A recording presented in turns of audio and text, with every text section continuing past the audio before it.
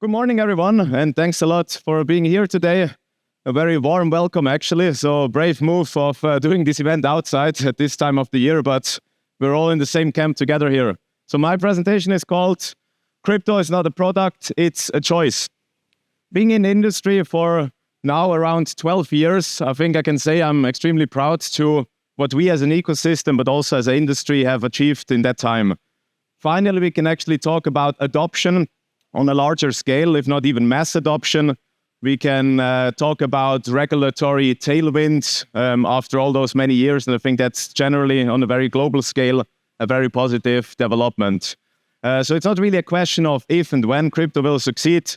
The question at the end of the day is what will be our role in it? How will we succeed, and what can be our contribution to the further adoption of crypto going forward? So that's basically the key part of today's exercise. So crypto is, of course, much more than just like a speculative asset. It's often used and abused by a lot of how to get rich quick kind of schemes, meme coin pumps and so on, or even worse. And that's currently the problem that I see. It's often squeezed into the traditional rails, basically, of TradFi. So we try to squeeze crypto into as many layers as possible of traditional financial infrastructure. And that's, of course, a little bit challenging because that's not really the idea that crypto was built for originally. It helps on the mass adoption side, but of course, the true potential goes much beyond that. Because I personally see crypto as the biggest driver and enabler of structural change that finance has ever seen, and thus also as the biggest choice that finance and also human mankind has ever seen. Because essentially, Satoshi had a vision, and Satoshi didn't just give us Bitcoin as a new kind of asset class to speculate with, or that is cool to have somewhere in the wallet, or to get rich quick as a scheme, basically. Bitcoin was introduced and given to us as a choice from the beginning, a choice to opt out of the traditional financial ecosystem, and the choice to opt into some sort of an alternative when it comes exactly to that. So Bitcoin is not here to make the traditional financial ecosystem slightly more efficient or convenient. It's here to challenge it. It's here to challenge it by being up all the time, 24/7, 365 days a year. It's permissionless, it's accessible to everyone, anytime, anywhere.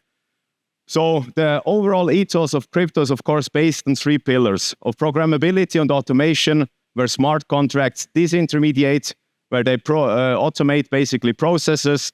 It's a system that is based on interoperability and inclusion, a system that is based on self-custody and self-sovereignty, where the owner of an asset also controls the asset, and all of that completely decentralized. That is also why, a little bit more than 12 years ago, I helped to co-found Bitcoin Suisse, because I was fascinated about the idea and the potential of decentral currency, the potential it can have for today's financial ecosystem and also for the future, of course. But when we started, Bitcoin was, of course, very niche. It was not like a cool asset. Nobody really talked about it. And the ones that did so, they more or less laughed about it. Ethereum was a wild idea, and Vitalik said, discussed with a few of his early companions, but that was about it. So the resistance in the early days was, of course, very big. So it was good that some of the early pioneers gathered together, went to conferences together in order to promote the idea of crypto, of Bitcoin, of blockchain, in order to also educate the average people out there.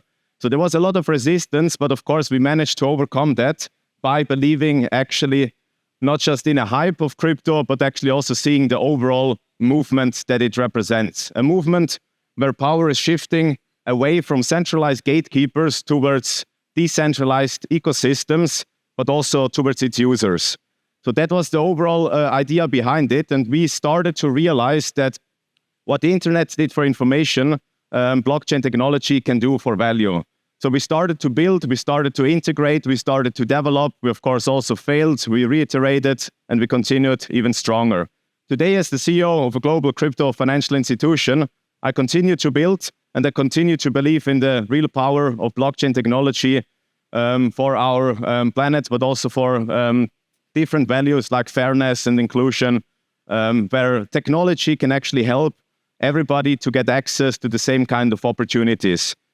Bitcoin, of course, has a very unique role in all of that because it started to become a catalyzer. It's not just like a cowboy asset anymore that is used by a few funny people in the industry, but it's also being adopted now as a reserve asset. And that's, of course, a main driver of the adoption that we're seeing. Looking at the chart of how Bitcoin as a reserve asset actually developed in the last couple of years, it becomes evident that it started with private companies like ours that started to already put Bitcoin on balance sheet in 2013. But later on, it also got adopted by public companies like MicroStrategy and Tesla that, of course, then continued that journey. Now, with the launch of the ETFs already in the recent years, but definitely with the approval in the US, that got boosted to a completely different level. And now, on the bottom right, what you also see, and that's the interesting aspect here, is governments. So also governments started to integrate Bitcoin and started to look actually at Bitcoin as a reserve asset. And it's not just small, let's say, exotic countries anymore. It's larger ones. It's the UAE, Switzerland, Norway, and of course, recently in all the press, of course, also the US coming up with a strategy for Bitcoin as a reserve asset. So it's not just that in times of economic uncertainties and instabilities that governments start to accumulate Bitcoin or actually gold historically. So they have quite a strong track record of accumulating gold in those times. But the understanding of the potential of Bitcoin in those times is also increasing even stronger.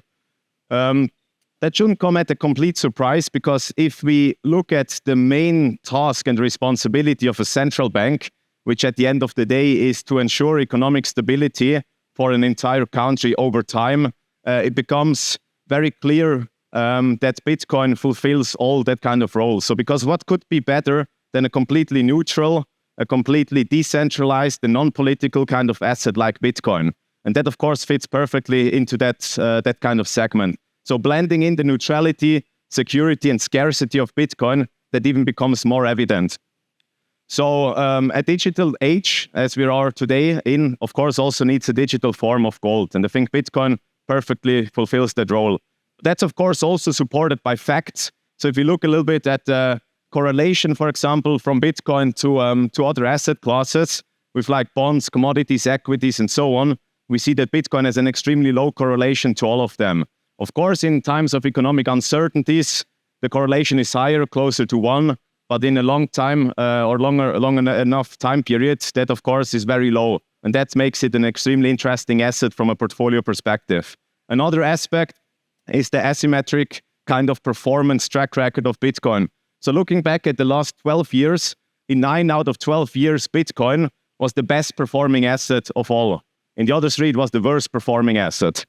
So why is that important? So blending in the portfolio theory now, where you want a portfolio to be well diversified and not correlated over a long enough time period, that, of course, is extremely interesting. Because if you have a standard portfolio with fixed allocations to gold, fixed instruments, bonds, and equities, and if you start to replace 1% of equities with 1% of Bitcoin, you can increase the Sharpe ratio, but also the annualized returns. And the higher the Bitcoin allocation is, the higher those numbers also get. So also from a pure portfolio perspective, you cannot ignore Bitcoin and the impacts of it anymore.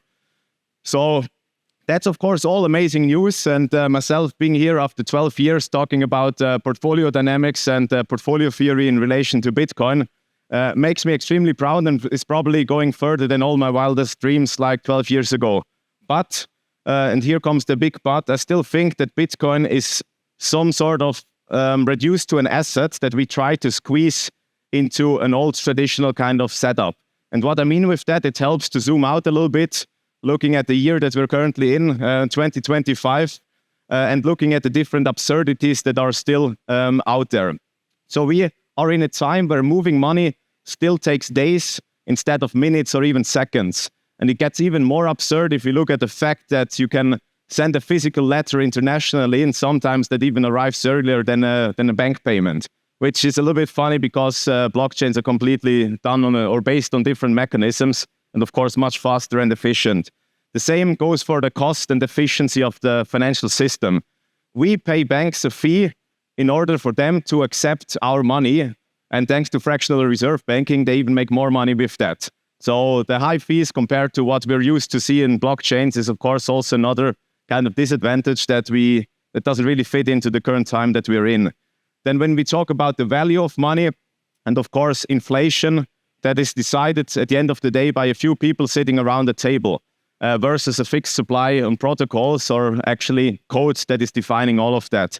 So a certain amount of people can sit together and just print trillions out of nowhere.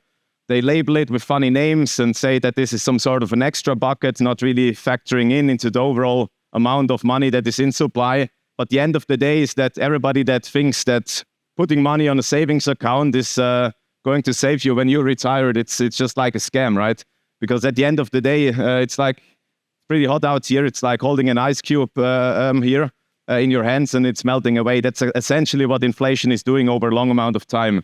So having an inflation rate of 3, 5, 8% a year seems already crazy, but try to do that over the amount of years or the number of years that you're actually saving money. So do it over 40 or 50 years and then you realize the ice cube story. So the other thing is the access. I mean, everybody that has been suffering in the US, but also globally from Operation Choke Point and similar initiatives from the governments in the past knows exactly how dependent we still are on the banking system, but also how vulnerable we are when it comes to being locked out of basically your own account and your own money. Then the last one, which is also funny. I mean, there is financial crisis has not been too long ago. Banks tend to have the tendency that we need to bail them out with taxpayers' money. Blockchains don't. And certain countries even thought it's clever to merge two large to fail kind of banks together. And the systemic risks that we're creating with exactly those kind of moves are also evident. Blockchains on the other side are transparent, fully automated with smart contracts, and code is the law, essentially. So it's not really about adjusting the old system. It's about creating something new based on new values, new principles of being more transparent, fairer, and of course also inclusion for everyone. So we need to build together, and that's what I actually want to raise awareness here, the way it was intended, and not just try to put something new, which is Bitcoin in that case, into existing rails and into the existing infrastructure and squeeze it in there, because that probably will not work, and it's also not leveraging the full potential of blockchain technology and crypto.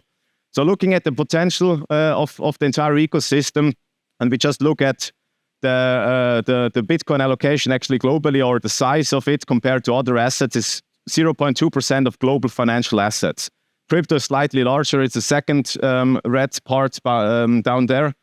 If we compare it with gold and other assets, it becomes obvious the potential that this asset class has for the future. If we go into another example, and the ones that have been in the space for a while are probably sick and tired of that example, it's RWAs. But essentially, we're getting there. It takes a lot of time, and I heard the story since like 10 years that RWAs are coming, but essentially it will be there. And since the market is so big, it's a $500 to $1,000 trillion market. If you can just tokenize 1% of that, that's a $5 to $10 trillion opportunity that you can basically create just overnight. So it's a huge opportunity, and whoever builds the infrastructure, the services, the systems to accommodate all of that will be the financial service infrastructure rock stars of the 21st century. So remember, at the end of the day, it's all about a choice. So that's why we at Bitcoin Suisse, we do not just list new assets, we actually support ecosystems. We have been doing that since the last 12 years. We work together with the early adopters. We work together with the foundations, of course, the who is who out there that has built everything that is around now, but also with the emerging protocols, with the new projects, in order to also help them grow even faster. And then, of course, last but not least, we're also embracing everybody from the TradFi sector that didn't make their choice yet, but is trying to find some sort of entry gate into the crypto space. Because essentially, it all starts with a choice. So do you join crypto or not? Do you just integrate it as a product? Or do you actually leverage the full potential? So red pill or blue pill, what is your choice? Thank you very much, and have a good day.